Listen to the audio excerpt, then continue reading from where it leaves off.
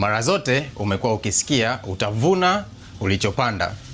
Leo nataka nikupe mtazamo wa kuweka ndani ya maisha yako. Biblia inatuambia kuna wakati wa kupanda na wakati wa kuvuna. Ukitafakari vizuri, inamaanisha hauvuni wakati ukiwa unapanda. Maanake kuna wakati unapanda na kuna wakati unavuna. Lakini pia tofauti kati ya mavuno na kupanda ni kwamba unapokuja kuvuna, unavuna zaidi ya ulichokipanda. Hivyo ndani ya maisha yako, unapoweka bidii katika kufanya majukumu yako, ndio wakati wako wa kupanda. Usipovuna katika wakati huo, usikate tamaa. Endelea kuweka bidii, na wakati wa kuvuna utakapofika, basi hakika utavuna zaidi ya ulichokipanda.